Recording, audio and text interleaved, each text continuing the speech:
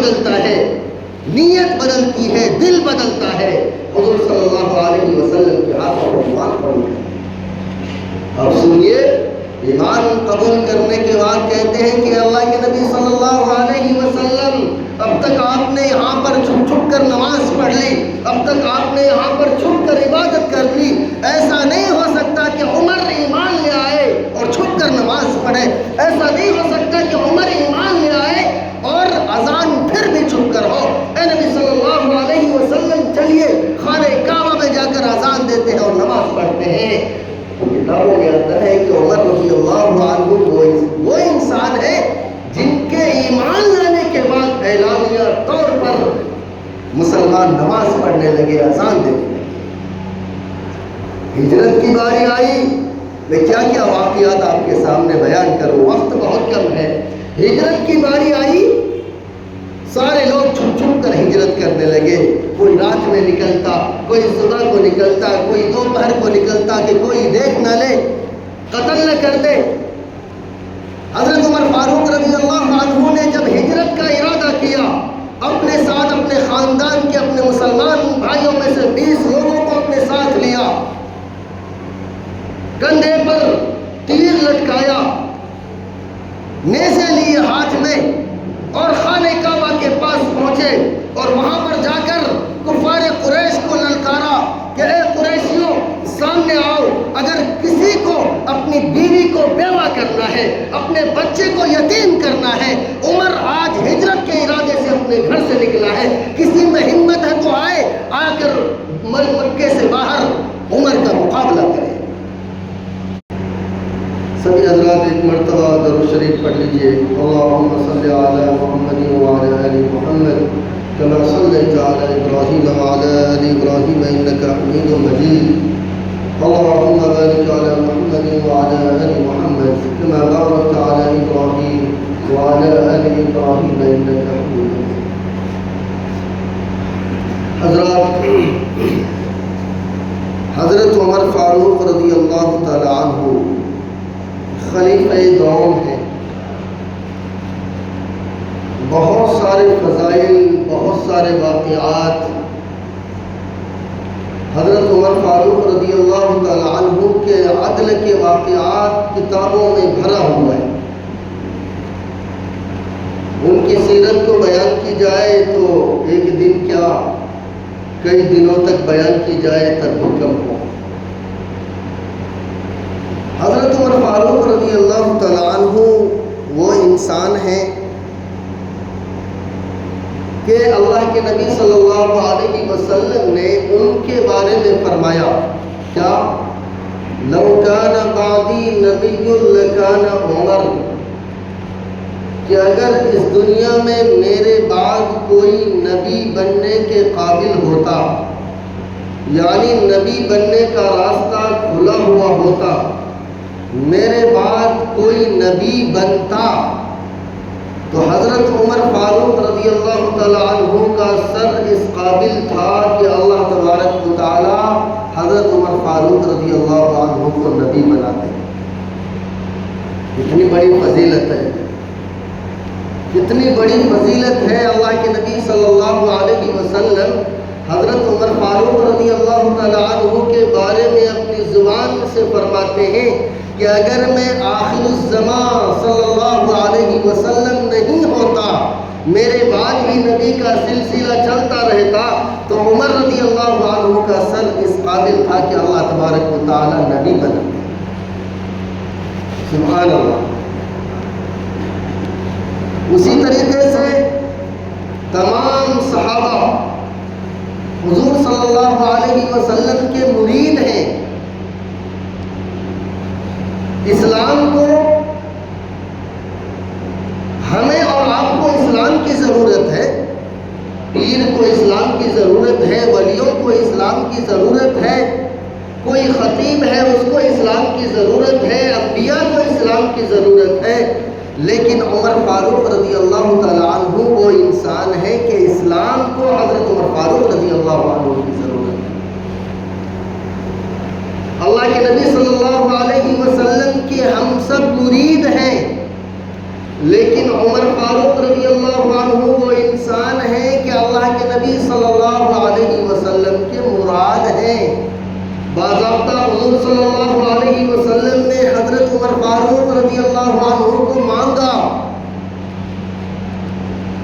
نبی کریم صلی اللہ علیہ وسلم جب توحید کا پرچم اس دنیا میں لہرانے لگے تو بہت کم لوگوں نے اسلام قبول کیا تھا، ان کو ستائے جا رہے تھے، پریشان کیے جا رہے تھے۔ حضور صلی اللہ علیہ وسلم خانہ کعبہ کے نیچے جا کر رات میں ایک دعا کرتے ہیں کہ یا اللہ، اگر اسلام کو سربلندی پہنچانا چاہتا ہے، اگر اسلام کو اعلیٰ مقام عطا کرنا چاہتا ہے تو آپ مجھے یا تو عمر ابن الخطاب رضی اللہ عنہ دے دے یا عمرو ابن ہشام دے دے۔ یعنی آپ کی نظر میں جو اچھا ہو، اگر عمر بن خطاب رضی اللہ عنہ اچھے ہوں تو آپ ان کو اسلام میں داخل کر دیجئے، یا عمرو بن ہشام اچھے ہوں تو ان کو اسلام میں داخل کر دیجئے۔ اللہ کے نبی صلی اللہ علیہ وسلم نے حضرت عمر فاروق رضی اللہ تعالیٰ عنہ کو آپ صلی اللہ علیہ وسلم کی جھولی میں دے دیا۔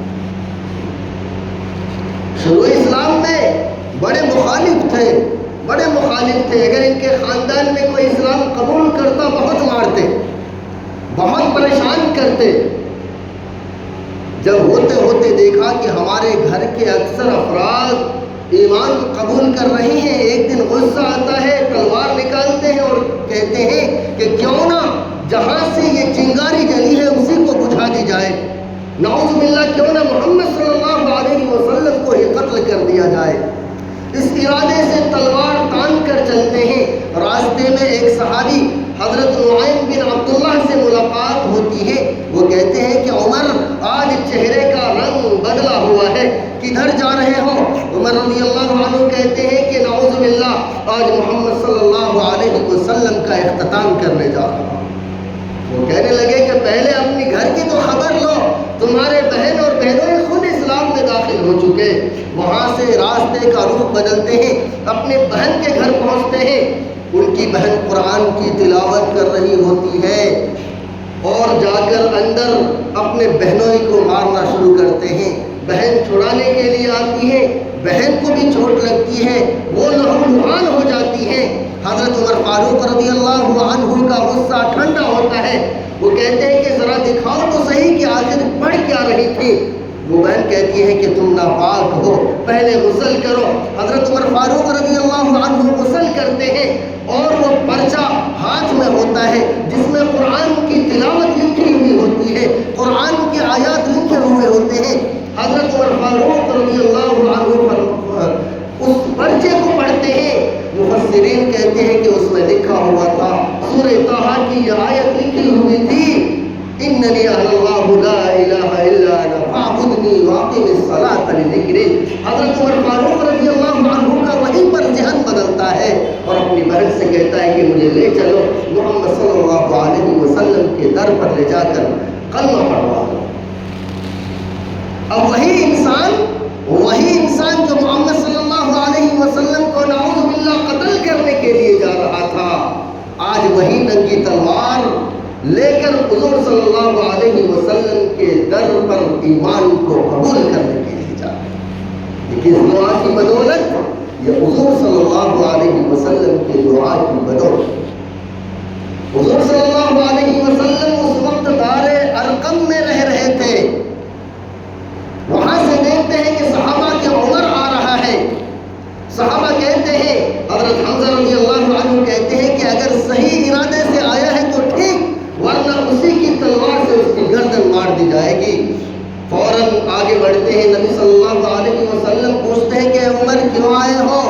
عمر رضی اللہ عنہ حضور صلی اللہ علیہ وسلم کا یہ جملہ کہتے ہیں کہ اللہ کے نبی صلی اللہ علیہ وسلم مجھے کلمہ پڑھ کر مسلمان بنا۔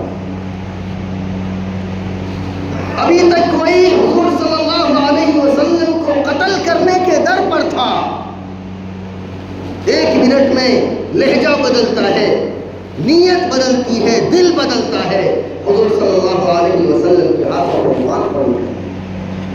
اب سنیے، ایمان قبول کرنے کے بعد کہتے ہیں کہ اللہ کے نبی صلی اللہ علیہ وسلم اب تک آپ نے یہاں پر چھپ چھپ کر نماز پڑھ لی، اب تک آپ نے یہاں پر چھپ کر عبادت کر لی، ایسا نہیں ہو سکتا کہ عمر ایمان لے آئے اور چھپ کر نماز پڑھے، ایسا نہیں ہو سکتا کہ عمر ایمان لے آئے اور اذان پھر بھی چھپ کر ہو۔ اے نبی صلی اللہ علیہ وسلم چلیے خانہ کعبہ میں جا کر کر اذان دیتے ہیں اور نماز پڑھتے ہیں، تو کتابوں میں آتا ہے کہ عمر رضی اللہ عنہ وہ انسان ہے جن کے ایمان لانے کے بعد اعلانیہ طور پر مسلمان نماز پڑھنے لگے، اذان دینے لگے۔ ہجرت کی باری آئی، میں کیا کیا واقعات آپ کے سامنے بیان کروں، وقت بہت کم ہے۔ ہجرت کی باری آئی، سارے لوگ چھپ چھپ کر ہجرت کرنے لگے، کوئی رات میں نکلتا، کوئی صبح کو نکلتا، کوئی دوپہر کو نکلتا کہ کوئی دیکھ نہ لے، قتل نہ کر دے۔ حضرت عمر فاروق رضی اللہ عنہ نے جب ہجرت کا ارادہ کیا، اپنے ساتھ اپنے خاندان کے اپنے مسلمان بھائیوں میں سے 20 لوگوں کو اپنے ساتھ لیا، کندھے پر تیر لٹکایا، نیزے لیے ہاتھ میں، اور خانہ کعبہ کے پاس پہنچے اور وہاں پر جا کر کفار قریش کو للکارا کہ اے قریشیوں سامنے آؤ، اگر کسی کو اپنی بیوی کو بیوہ کرنا ہے، اپنے بچے کو یتیم کرنا ہے، عمر آج ہجرت کے ارادے سے اپنے گھر سے نکلا ہے، کسی میں ہمت ہے تو آئے، آ کر مکے سے باہر عمر کا مقابلہ کرے۔ کتابوں میں لکھا ہوا ہے کہ حضرت عمر فاروق رضی اللہ تعالی عنہ نے اطمینان سے طواف کیا، نماز پڑھی، وہاں سے نکلے، کسی میں ہمت نہیں ہوگی کہ حضرت عمر فاروق رضی اللہ تعالی عنہ کا راستہ روکے۔ حضرت عمر فاروق رضی اللہ تعالی عنہ کو اللہ تبارک و تعالی نے وہ دبدبہ دیا تھا، بعد میں وہ رعب دیا تھا کہ دشمن سن کر حضرت عمر فاروق رضی اللہ تعالی عنہ کا نام لرز جاتے تھے۔ کتابوں میں لکھا ہوا ہے کہ حضرت عمر فاروق رضی اللہ تعالی عنہ جس راستے سے گزرتے تھے، شیطان اس راستے سے ہٹ جاتا تھا۔ یہ شان حضرت عمر فاروق رضی اللہ تعالی عنہ کی۔ دوستو بہت سارے واقعات، کیا بتلاؤ۔ لوگوں نے حضرت امام حسین رضی اللہ تعالی عنہ کی شہادت کو بہت اچھے سے یاد رکھا، آخر وہی لوگ حضرت عمر فاروق رضی اللہ تعالی عنہ کی شہادت کو کیوں بھول گئے؟ وہ عدل والا خلیفہ، وہ انصاف والا خلیفہ، ایک مرتبہ بازار سے گزر رہے تھے، اپنے بیٹے عبداللہ بن عمر رضی اللہ تعالی عنہ کو دیکھا کہ ایک گھوڑا یا اونٹ بیچ رہے ہیں۔ کہنے لگے کہ بیٹے یہ اونٹ تمہارے پاس کہاں سے آیا؟ بیٹے نے کہا کہ ابا جان یہ میں نے خریدا تھا ابھی کچھ مہینے پہلے۔ پھر کہنے لگے کہ بیٹا آخر یہ اونٹ رکھا کہاں پہ تھا؟ تو بیٹے جواب دیتے ہیں عبداللہ بن عمر رضی اللہ تعالی عنہ کہ ابا جان جو مسلمانوں کی چراگاہ ہے وہاں پر میں نے اپنے اونٹ رکھے تھے۔ فاروق اعظم رضی اللہ تعالی عنہ کا چہرہ زرد ہو گیا کہ اے میرے بیٹے یہ کیا ظلم کیا، تم نے اپنے اونٹ کو اس چراگاہ پر رکھا جہاں پر سب کے اونٹ چڑھتے ہیں، مسلمانوں کے اونٹ چڑھتے ہیں، وہاں پر تو لوگ یہی سمجھ رہے ہوں گے کہ بادشاہ وقت کے بیٹے کا اونٹ ہے، اس کو چارہ بھی اچھے سے دیا جائے، اس کی مالش بھی اچھے سے کی جائے، اس گھوڑے کی صحیح سے حفاظت کی جائے۔ اے میرے بیٹے اس اونٹ کو فروخت کرو اور جتنے میں تم نے اس کو خریدا تھا اتنے پیسے اپنے پاس بچا کر باقی سارے پیسے کو اللہ کے راستے میں وقف کر دو۔ یہ عدل اور انصاف حضرت عمر فاروق رضی اللہ تعالی عنہ کا تھا۔ ایک مرتبہ مال غنیمت میں کہیں سے مشک و عنبر کی خوشبو آئی، حضرت عمر فاروق رضی اللہ تعالی عنہ کہنے لگے کہ کوئی ہے جو آئے اور اس کو مسلمانوں میں تقسیم کر دے۔ حضرت عمر فاروق رضی اللہ عنہ کی اہلیہ محترمہ کہنے لگی کہ میں تقسیم کر دیتی ہوں۔ حضرت عمر فاروق رضی اللہ عنہ نے کہا کہ نہیں تم تقسیم مت کرو، کوئی اور کرے۔ وہ کہنے لگے کہ کیا آپ کو مجھ پر بھروسہ نہیں؟ کہا نہیں آپ پر بہت بھروسہ ہے، لیکن ایسا ہو سکتا ہے کہ جس وقت آپ مشک و عنبر کی خوشبو کو تقسیم کر رہے ہو اور آپ کے ہاتھوں میں وہ خوشبو لگی ہوئی ہو اور آپ کے جسم پر کہیں پر کھجلی مچی ہو اور آپ نے اپنے ہاتھ سے وہاں پر کھجلایا ہو، جس کی وجہ سے وہ مشک و عنبر کے کچھ ذرات آپ کے جسم پر لگ گئے ہوں، ایسا نہ ہو قیامت کے دن اللہ تبارک و تعالیٰ پوچھ لے کہ آپ کے بیوی کے جسم پر یہ مشک عنبر کی خوشبو کیسے لگ گئی۔ حالانکہ کوئی بھی لگاتا، کوئی بھی تقسیم کرتا، اس کے ساتھ بھی یہ واقعہ ہو سکتا تھا، لیکن حضرت عمر فاروق رضی رضی اللہ تعالی عنہ کا عدل اور انصاف ایسا تھا کہ اس کو بھی گوارا نہیں کیا۔ کھلی کچہری لگتی تھی نا حج کے موقع پر، کھلی کچہری کہ عام لوگوں کو اجازت ہے آؤ، اگر کوئی گزرا تمہیں پریشان کرتا ہے، کوئی بادشاہ تمہیں پریشان کرتا ہے، عمر تمہارے لیے بیٹھا ہوا ہے، اس کے پاس آ کر شکایت کرو، تمہارے مسئلے کا حل یہی سے نکلے گا۔ فرماتے ہیں کہ حج کے تیسرے سال جب وہ خلیفہ بنائے گئے، حضرت عمر فاروق رضی اللہ تعالی عنہ کھلی کچہری میں بیٹھے ہوئے ہیں، ایک بندو کھڑا ہوتا ہے اور کہتا ہے کہ امیر المؤمنین، مصر کا جو بادشاہ ہے اس نے میرے پیٹھ پر درے مارے۔ حضرت عمر فاروق رضی اللہ تعالیٰ عنہ تلملا گئے غصے سے، فوراً حکم دیا کہ جاؤ اس مصر کے بادشاہ کو بھی اور اس کے بیٹے کے بھی گرفتار کر کے میرے پاس لاؤ۔ جب باپ اور بیٹے دونوں گرفتار کر کے لائے گئے، انہوں نے حضرت عمر فاروق رضی اللہ تعالیٰ عنہ نے وہاں پر ایک جملہ کہا اور سب کے سامنے یہ انصاف دلوایا کہ جتنی زور سے تیرے بیٹے نے اس بدو کو مارا ہے، آج اس بدو کو اختیار ہے کہ اتنے ہی زور سے تیرے بیٹے کو بھی مارے۔ اور مارا وہاں پر، اور یہ کہا اس کو مخاطب کر کے اس گورنر کے بیٹے کو کہ اللہ تبارک و تعالی نے انسان کو دنیا میں آزاد پیدا کیا، تم نے اس کو غلام کب سے بنا لیا؟ ان اکرمکم عند اللہ اتقاکم، دنیا میں سب کو برابری کا حق ہے، تم نے اس کو غلام کب سے بنا لیا؟ یہ حضرت عمر فاروق رضی اللہ تعالی عنہ کے قائدانہ کردار کی کچھ جھلکیاں آپ کے سامنے پیش کر رہا ہوں۔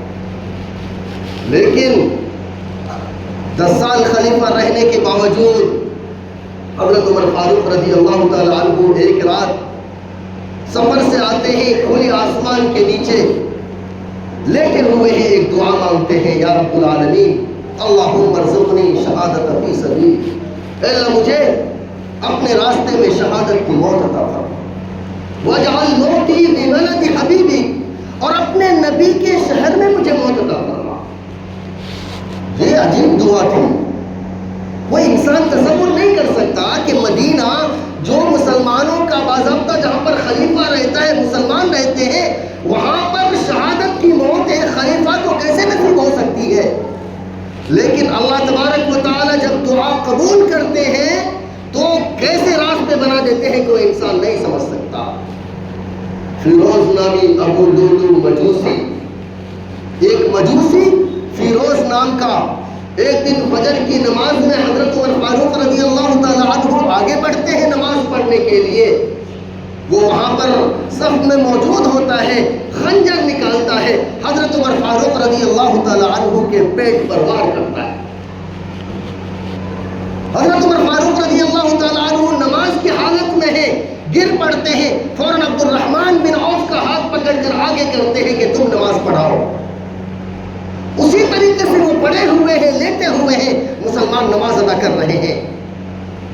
اس نے بھاگنے کی بہت کوشش کی، کئی صحابہ کو زخمی کیا، جب بھاگ نہیں سکا۔ یہیں سے آپ ایک مسئلے کو سمجھیے کہ صحابہ کرام کی جو صفیں ہوتی تھی کتنے مضبوط ہوا کرتی تھی کہ ایک آدمی قتل کر کے بھاگنا چاہ رہا تھا، وہ بھاگ نہیں پایا، کندھوں سے کندھے ایسے ملائے جاتے تھے۔ بالآخر وہ سوچا کہ میں تو مروں گا، اپنے ہاتھوں سے اس نے خودکشی کر لی، وہ بھی وہیں پر مر گیا۔ حضرت عمر فاروق رضی اللہ تعالیٰ عنہ کو اٹھا کر گھر لے جاتے ہیں، تھوڑی دیر کے بعد افاقہ ہوتا ہے، آنکھ کھلتی ہے، سب سے پہلے پوچھتے ہیں کہ ذرا مجھے بتاؤ مجھ پر حملہ کرنے والا کوئی مسلمان تو نہیں؟ ادھر سے جواب آتا ہے کہ نہیں، ایک مجوسی ہے۔ ٹھنڈی آہ بھرتے ہیں اور اللہ رب العزت کا شکر ادا کرتے ہیں کہ یا رب العالمین مجھ پر کسی مسلمان نے حملہ نہیں کیا، میرا خون کسی مسلمان نے نہیں بہایا۔ اس کے بعد 2 یا 3 دن یا 4 دن دنیا میں باضابطہ رہتے ہیں۔ حضرت عائشہ رضی اللہ تعالی عنہا سے جا کر ان کے حجرے میں دفن کی اجازت منگواتے ہیں، اپنے بیٹے عبداللہ بن عمر رضی اللہ تعالی عنہ کو بھیجتے ہیں۔ حضرت عائشہ رضی اللہ تعالی عنہا باضابطہ اجازت دے دیتی ہیں، لیکن کہتی ہے کہ یہ جگہ میں نے اپنے لیے رکھا تھا، لیکن میں فاروق اعظم کو اپنی جگہ پر ترتیب دیتا ہوں۔ لیکن فاروق اعظم رضی اللہ تعالیٰ عنہ اپنے بیٹے کو نصیحت کرتے ہیں کہ بیٹے جب میں مر جاؤں میرا جنازہ یہاں سے لے کر نکلنا، کمرے کے سامنے حجرے کے سامنے جنازہ رکھ کر اجازت مانگنا، اجازت لینا، اگر اندر سے اجازت آئے تبھی مجھے اس حجرے میں دفن کرنا۔ عبداللہ بن عمر رضی اللہ تعالیٰ عنہ ایسے ہی کرتے ہیں، جنازہ لے جا کر اما عائشہ کے حجرے کے سامنے رکھتے ہیں، اجازت مانگتے ہیں، اندر سے آواز آتی ہے بلغ الحبیب الی الحبیب۔